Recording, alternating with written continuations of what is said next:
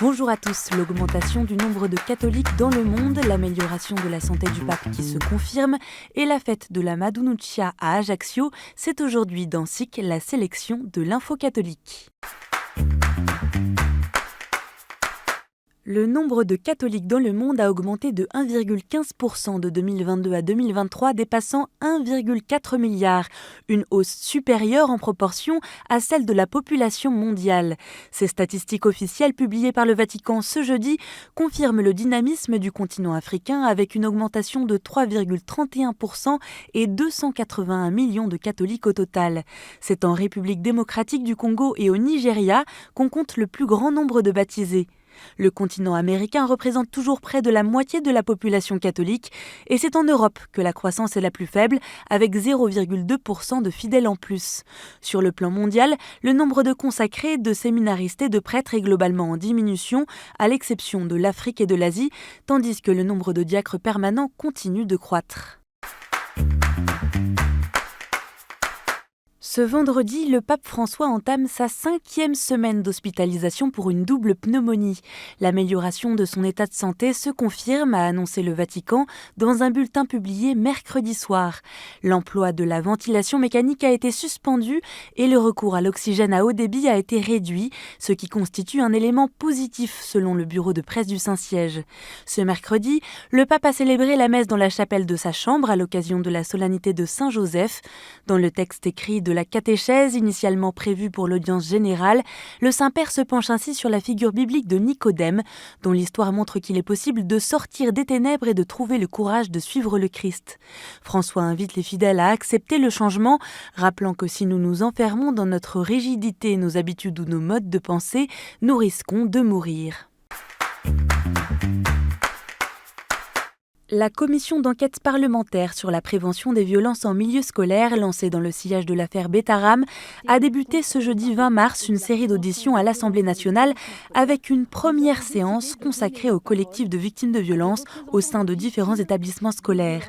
Le Bon Pasteur à Angers, Notre-Dame de Garaison, Saint-Pierre du Relac-Quéruon, les témoignages se multiplient sur des violences physiques et sexuelles perpétrées dans des établissements privés sous contrat. Plusieurs parquets ont d'ailleurs ouvert une enquête après des signalements sur le collège Notre-Dame du Sacré-Cœur de Dax ou encore sur l'établissement Sainte-Croix-des-Neiges à Abondance. Les travaux de la commission, soutenus par l'enseignement catholique qui appelle à un travail objectif centré sur l'intérêt des enfants, devraient durer près de 4 mois. En cas de coup dur, les Français se tourneraient d'abord vers la famille, citée à 73%.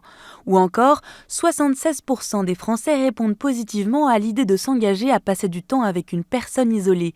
Ce sont quelques-unes des raisons d'espérer face à la montée de la dépression sociale mise en avant par un sondage IFOP commandé à l'occasion du forum Viva. Cet événement dédié à la famille, à la vie et aux fragilités, et dont KTO est partenaire, lance sa première édition ce week-end au Parc Floral de Vincennes.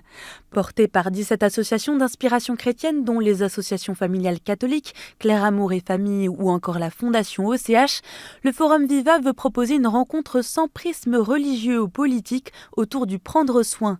2 jours pour découvrir des initiatives positives susceptibles d'aider le quotidien de chacun et d'agir concrètement face aux souffrances générées par l'isolement. 21 mars, c'est la journée mondiale de la trisomie 21 ce vendredi. Et cette année, la fondation Le Jeune, qui agit pour les personnes atteintes de déficiences intellectuelles d'origine génétique, a voulu porter le message que là où le soin et la recherche progressent, le handicap recule. Afin de sensibiliser le grand public, des centaines d'affiches ont été placardées depuis mercredi par la fondation dans le métro parisien.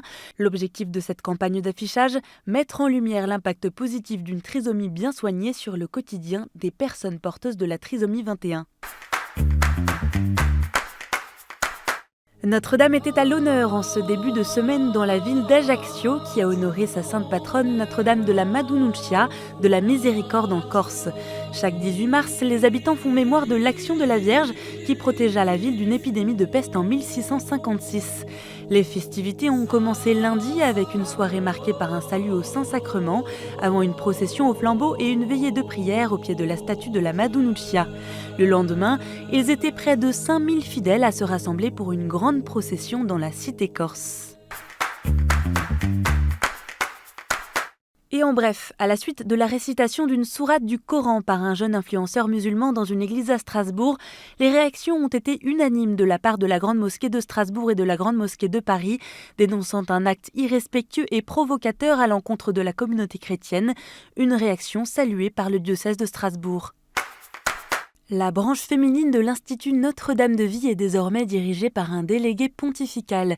C'est Monseigneur François Fonlu, archevêque d'Avignon, qui reçoit cette charge du dicaster pour les instituts de vie consacrés et les sociétés de vie apostolique, assisté par le père Jean-Christophe Meyer et Giuseppina Bellocci.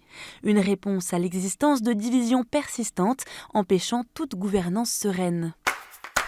Dans le cadre des discussions sur leur pacte social pour la paix, les responsables des églises catholiques et protestantes de République démocratique du Congo ont rencontré le président de la République Emmanuel Macron à l'Élysée ce mercredi.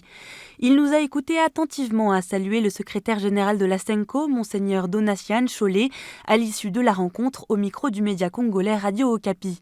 Le lendemain, c'est avec le ministre des Affaires étrangères belge qu'ils avaient rendez-vous. Jeudi, Monseigneur Hugues de Walmont a été nommé directeur général de l'œuvre d'Orient sur proposition de l'archevêque de Paris, Monseigneur Laurent Ulrich. Il devient également vicaire général de l'Ordinariat des catholiques orientaux de France. Actuellement secrétaire général de la CEF, Monseigneur de Walmont succédera le 1er septembre prochain à Monseigneur Pascal Golnisch, à la tête de l'œuvre d'Orient depuis 15 ans.